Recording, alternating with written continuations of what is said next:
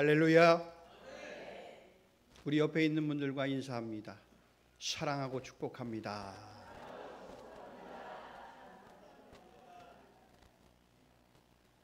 우리 한 번 더 인사할까요? 우리 끝까지 충성합시다.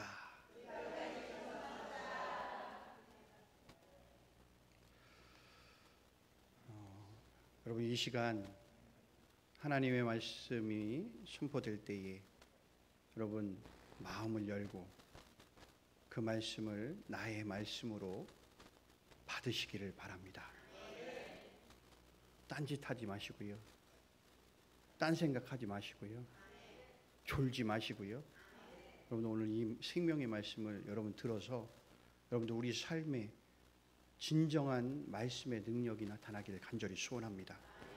자, 오늘은 교회를 향한 성령 하나님의 말씀 두 번째 시간으로 서머나 교회를 향한 성령 하나님의 말씀을 통해서 귀 있는 자는 성령 하나님이 우리 교회를 향해 말씀하시는 음성을 듣고 이기는 자가 되기를 소원합니다.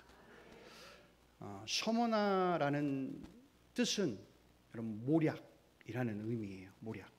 여러분 들어보셨죠?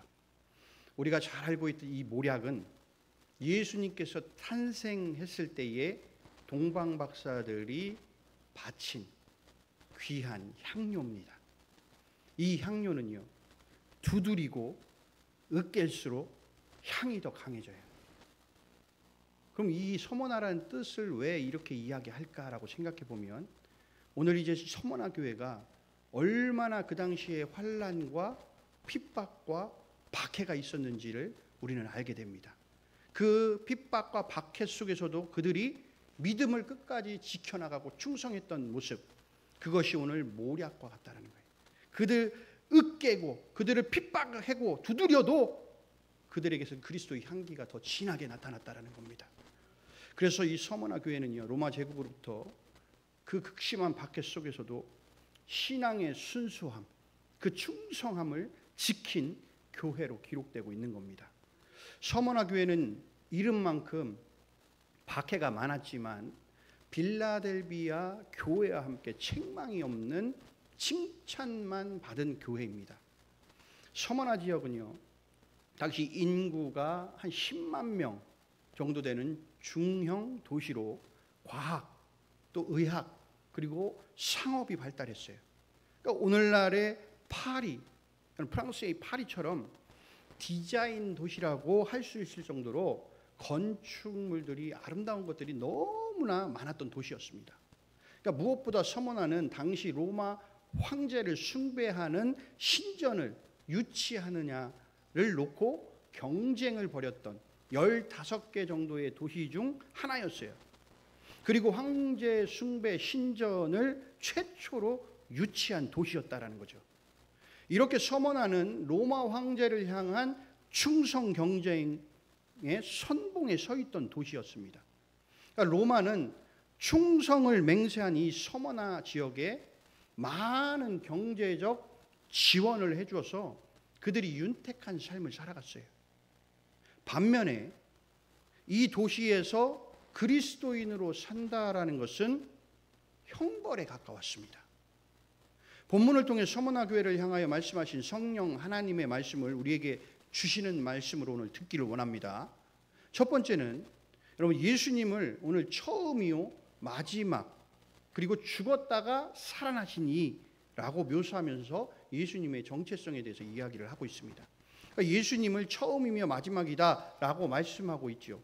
이 말씀도 제가 요한계시록을 시작하면서 첫 시간에 말씀을 드렸습니다.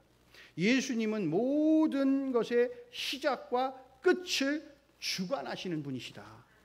인류의 역사를 시작하셨고 역사의 마지막 심판도 예수님께서 하실 것이다. 이것은 영원하신 하나님의 속성인 영원함을 지금 나타내는 겁니다.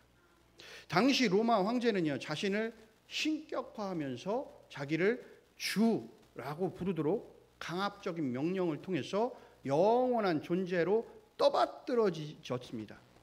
그러나 주라고 부를 수 있는 분은 오직 한 분, 예수 그리스도밖에 없음을 나타내며 바로 예수 그리스도만이 참된 역사의 주권자이심을 말씀하고 있는 구절입니다. 공중 권세 잡은 자, 세상의 권세를 잡은 자, 그들이 만들어가는 환경은 오래 지속되지 못한다. 우리의 삶과 역사는 모두 주님의 손 안에 있다라는 확신 가운데 믿음으로 여러분들이 승리하시기를 바랍니다. 죽었다가 살아나시니 라는 이 말씀은요, 여러분들에게 설명을 안 해도 다 잘 이해하시리라고 믿어요. 이 말씀은 예수님의 십자가의 죽음과 부활을 말씀하고 있는 겁니다. 여러분, 서머나 교회 성도들의 삶은요, 죽지 못해 사는 삶이었어요. 죽음을 위협하는 삶 가운데 예수님은 죽음을 이기신 분이시다, 죽음은 끝이 아니다 라는 것을 알려주시는 말씀이에요. 예수님은 죽으셨지만 다시 살아나신 분이시다. 예수님을 부활의 구주로 믿는 서머나 교회 성도들은 부활의 소망을 붙잡기를 바란다 라고 위로의 말씀을 오늘 전해주고 있는 겁니다. 어쩌면 우리도 신앙 때문에 여러분 생명을 내놓을 수 있는 시간이 올 수도 있어요. 그때 여러분 두려워하지 마세요. 예수님이 부활하신 것처럼 우리도 영원한 생명을 얻어 부활의 영광을 누리게 될 줄로 믿습니다. 사랑하는 성도 여러분, 우리도 신앙의 길에서 고난과 핍박을 만나게 됩니다. 그러나 예수님은 영원한 하나님이시고 죽음을 이기시고 부활하신 분이시다라는 거예요. 그 예수님을 여러분 바라보십시오. 그 예수님을 여러분 붙잡으십시오. 여러분, 그러면 그 어떤 상황 속에서도 절대 흔들리지 않고 여러분들이 믿음을 지켜 나갈 수 있으리라 믿습니다. 두 번째는 서머나 교회의 형편과 칭찬의 말씀을 들려주시는데, 서머나 교회의 외적인 형편은 환난과 궁핍 그 자체였어요. 성도들이 겪는 환난은 단순한 고난이 아니라 로마 황제를 주라고 부르지 않고 숭배하지 않는 데서 오는 그냥 체계적인 그냥 박해였어요. 예수 그리스도를 주라고 고백하는 것은요, 생명과 연결되는 문제였다라는 거예요. 당시 서머나는 부유한 상업도시였습니다. 그러나 그리스도인들은 그 가운데 경제 활동에서 다 폐쇄됐어요. 경제 활동을 못했습니다. 세금도 70%나 세금을 내야 됐습니다.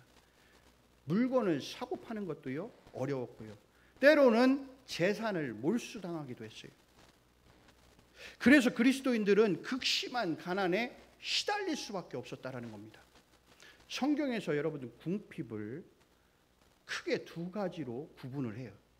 하나는 남을 도와줄 여유가 없다라는 의미, 다른 하나는 우리 말로 해석하면 찢어지게 가난하다라는 의미로 사용이 돼요.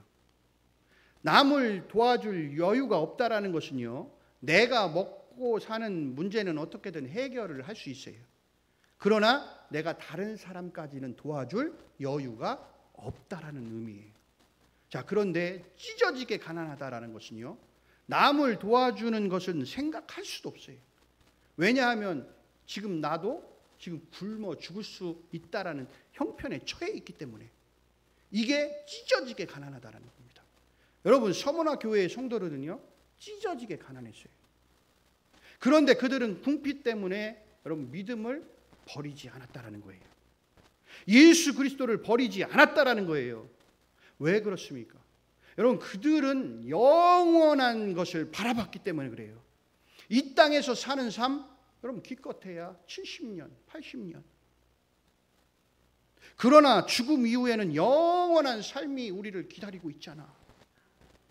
이 약속을 단지 육신에 먹고 자고 입는 것 때문에 여러분 조금 더 부유한 삶을 누리는 것으로 인해 포기하지 않았다라는 거예요.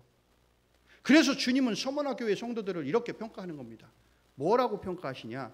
9절 상반절 말씀에 보면 실상은 내가 부유한 자다라고 평가하는 겁니다. 여러분, 여기에서 부유하다는 의미는 그냥 물질적인 부유를 이야기하는 게 아니라 종말론적 관점에서 영원히 이어질 부유를 의미하는 겁니다. 너희가 이 땅에서 겪고 있는 이 고통, 환난, 궁핍 다 그거 유한한 거야. 잘 견뎌내기만 하면 영원히 누리게 될 하늘의 부요, 이 땅에서 누리는 부요와는 비교되지 않을 영원한 종말론적 부요가 예비되어 있다라고 말씀하고 있는 겁니다. 여러분은 어떤 부요함을 누리시기를 원하십니까? 이 땅에서 좋은 것을 배불리 먹고 좋은 집에 살고 좋은 차를 끌고 좋은 옷을 입는 것을 여러분 누리기를 원하십니까? 아니면 주님이 준비하고 계시는 영원한 하늘의 부요를 누리시기를 원하십니까? 여러분이 믿음의 고백을 통해서 주님이 준비하신 영원한 하늘의 부요를 누리길 원한다면 여러분 예수님을 믿는 것으로 인해서 겪는 고난, 핍박, 궁핍, 그것 때문에 우리의 믿음을 내려놔서는 안 된다는 겁니다. 여러분 생명을 내어놓는 상황이 와도 여러분 믿음을 내려놓으면 안 된다는 거예요.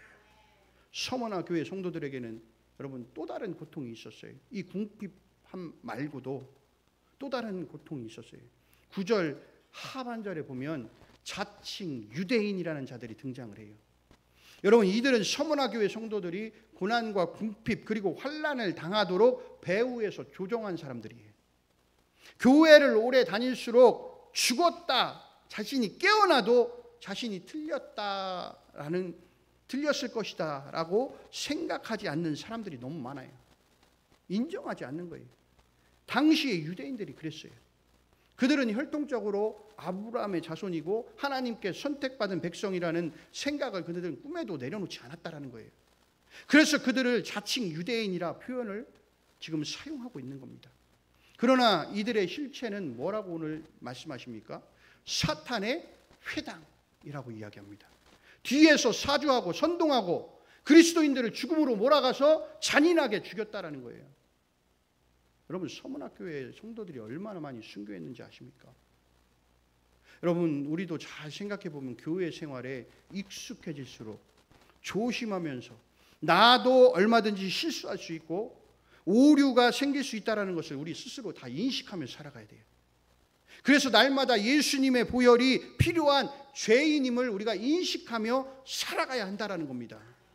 만약 그렇지 않다면 그 사람은 성령 하나님을 통해 거듭나지 못한 사람이다. 자신은 항상 의롭다라고 생각하고 살아간다는 거예요. 자기 생각과 다르면 그냥 상대방을 구석으로 그냥 몰아붙인다는 거예요. 그러면 여러분 그렇게 하면 자신이 난 구원받은 하나님의 백성이라고 생각하면서 그렇게 살아간다는 거예요. 바로 이런 사람들이 자칭 유대인이라고 오늘 이야기하는 겁니다. 이런 사람들이요 천국의 문을 가로막는 겁니다. 진실한 믿음으로 살아가는 주님의 제자들, 하나님의 백성들을 잡아 죽이고 고난받게 하는 장본인이다라는 거예요. 이런 자칭 유대인은요 목사도 예외는 아니에요. 장로도 권사도 집사도 모두 예외가 아니에요. 여러분 우리도 충분히 이럴 수 있다라는 생각 속에 우리는 늘 주님 앞에 철저하게 엎드려야 됩니다. 자신을 복종시켜 두렵고 떨림으로 여러분 우리가 구원을 이루어갈 수 있어야 된다라는 겁니다. 세 번째는요 서머나 교회를 향한 예언과 복의 말씀을 전해주시고 계세요. 주님은 서머나 교회 앞에 놓인 미래를 말씀해 주십니다. 장차 받을 고난을 두려워하지 말라 하시면서 마귀가 장차 너희 가운데서 몇 사람을 옥에 던져 시험을 받게 할 것이고 너희가 10일 동안 환난을 받을 것이다 라고 이렇게 말씀하시죠. 여러분 고난은요 우리 인생에 있어서 피할 수 없는 현실이에요. 이 고난을 통해서 진짜와 가짜가 가려지게 될 것이다 오늘 말씀하시는 거예요. 예수님을 믿는 것으로 인해서 옥에 갇히고 억울한 누명을 쓰고 생명의 위협도 당할 것인데 이러한 고난으로 말미암아 진짜와 가짜가 가려지게 될 것이다라고 말씀하고 계시는 겁니다. 지금 우리나라에도 이러한 일들이 일어나고 있어요. 여러분들 한 번도 경험해 보지 못한 일들이 지금 일어납니다. 교회가 압수수색을 당하고요. 여러분 약 5천 명의 성도를 가지고 있는 담임 목사가 도주의 우려가 있다라고 구속당했어요. 여러분 이와 같은 일은요 예전에 군부 독재 시절에도 없었던 그런 일이에요. 그런데 여러분들 여기서 끝날 것 같아 보이잖아요. 여러분들 여기서 끝나지 않습니다. 저는 그렇게 생각해요. 이제 교회의 핍박이 시작됐다고 저는 봅니다. 여러분 그런데 더 비참한 건 뭔지 아세요? 이 같은 상황을 보고도 침묵하고 있는 영향력 있는 목사들이 좋다고 떠드는 목사들 그리고 성도들이 있다라는 겁니다. 여러분 제가 감히 말하지만 이들은 목사도 아니고 성도도 아닙니다. 저는 감히 말합니다. 분명히 예수님은 키질하실 거예요. 알곡과 쭉정이 걸러내실 겁니다. 무엇을 통해 하시냐? 고난과 핍박 그리고 환난을 통해 하신다라는 거예요. 여러분 그런데 이 환난이 오늘 뭐래요? 10일 동안 있을 거다. 10일. 이 기간은 은유적으로 표현한 거예요. 길지 않은 그런 시간, 일정한 시간, 오랜 시간이 아니라 제한된 짧은 시간이다라고 이야기를 하세요. 고난을 받고 환난 가운데 있을 때는 굉장히 긴 시간이라고 우리는 느껴질 수도 있어요. 그러나 주님은 그 시간이 길지 않다. 고난은 끝이 있고 하나님의 손안에 있다라고 오늘 말씀하고 계시는 겁니다. 예수님은 고난이 있다라는 사실을 오늘 숨기시지 않아요. 야, 고난 있어. 너희들에게 고난 있을 거야. 핍박 있을 거야. 환난도 올 거야 라고 말씀하시죠. 그러나 동시에 뭐라고 말씀하시냐면 이 고난이 하나님의 계획과 주권 속에 있다라고 알려주시는 겁니다. 성도들이 두려움에 떨어 무너질까 봐, 다 쓰러질까 봐 하나님이 그렇게 말씀하고 계시는 거예요. 야, 두려워하지 마. 내가 너희와 함께 한다 라고 말씀하시고 계시는 겁니다. 사랑하는 성도 여러분, 고난과 핍박, 환난을 여러분 우리는 이겨내야 합니다. 올바른 진리와 믿음 위에 서서 이기는 자가 되어서 여러분 쭉정이가 아니라 여러분 우리는 알곡이 되어야 할 줄로 믿습니다. 주님은 오늘 우리에게 말씀하세요. 죽도록 충성하라. 죽을 각오를 하라는 말씀이에요. 여러분 주님을 위해 죽을 준비 되셨어요? 몇 분은 아직 안 된 것 같아요. 여러분 죽을 준비를 해야 돼요. 주님을 향한 믿음의 절반은 여러분 충성이 충성. 여러분 주님은 그냥 어떤 조건부의 충성을 원하시는 게 아니에요. 오직 끝까지 네 생명을 다해 지키라는 겁니다. 여러분 서문화 교회 성도들은 실제로 이 말씀대로 많은 순교를 경험했습니다. 초대교회에 여러분 기록된 유명한 서문화 교회 감독이었던 폴리캅이라는 사람이 있어요. 이분은 86년을 사셨는데 그분이 기록에 보면 어떻게 되냐면 내가 86년 동안 주님을 섬겼으나 주님은 나를 한 번도 버리신 적이 없다. 어찌 내가 만왕의 왕이신 예수 그리스도를 모독할 수 있겠냐. 지금 이게 잡혀서 지금 로마의 군인들에게 잡혀서 법정에 서 있는 상태에서 이야기를 하는 겁니다. 나를 묶을 필요 없다. 나를 태우는 불보다 더 큰 불로 나를 건지실 그 큰 불에서 지옥의 불에서 건지실 주님이 나와 함께 계시다. 나는 그분의 은혜로 이 고난을 견딜 것이다. 그는 그래서 화형대 위에 섭니다. 불태워요. 이 폴리캅이라는 감독을 불태웁니다. 그러면서 하늘을 우러 감사 기도를 드리죠. 이 초대교회사 문헌인 폴리캅 순교록의 마지막 장면의 기록에 따르면 여러분 불길이 그의 몸을 바로 태우지 못했대요. 그 불꽃이 감싸듯 다 밖으로 퍼져나갔다는 거예요. 사람들은 그 광경을 보고 놀랐답니다. 그때에 결국 불태워 죽이려고 했던 이 폴리캅을 결국 불이 타지 않으니까 군인들이 창으로 찔러서 그의 생을 마감시켰다라고 그 순교록에 기록이 되어 있습니다. 충성된 성도에게 여러분 주님은 가장 복된 말씀을 오늘 하고 계세요. 생명의 면류관을 내게 주리라. 여기서 이 생명의 면류관은 뭡니까? 경기에서 승리한 자에게 주어지는 월계관처럼 여러분 신앙의 경주를 끝까지 마친 자, 구원의 완성을 이룬 사람에게 주시는 영원한 생명과 영광의 상급이라는 겁니다. 이 세상에서 박해로 인해 여러분 생명 잃을 수도 있어요. 그러나 주님은 내가 이 땅에서 생명을 잃어도 나는 영원한 생명으로 너를 영화롭게 하겠다라고 말씀해 주십니다. 이 귀한 약속의 주인공이 되기를 주님의 이름으로 축원합니다. 오늘 마지막 성령 하나님은 말씀하십니다. 귀 있는 자는 성령이 교회들에게 하시는 말씀을 들을지어다.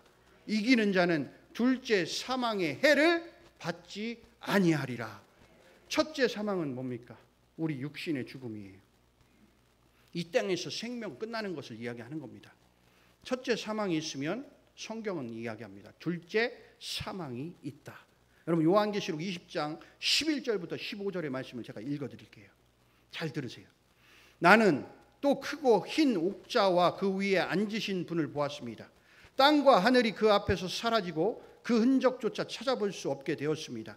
나는 또 죽은 자들이 인물의 대소를 막론하고 모두 그 옥좌 앞에 서 있는 것을 보았습니다. 많은 책들이 펼쳐져 있고 또 다른 책 한 권이 펼쳐져 있었습니다. 그것은 생명의 책이었습니다. 죽은 자들은 그 많은 책에 기록되어 있는 대로 자기들의 행적을 따라 심판을 받았습니다. 바다는 자기 안에 있는 죽은 자들을 토해냈고 죽음과 지옥도 자기들 속에 있는 죽은 자들을 토해 놓았습니다. 그들은 각각 자기의 행적대로 심판을 받았습니다. 그리고 죽음과 지옥이 불바다에 던져졌습니다. 이 불바다가 둘째 죽음입니다.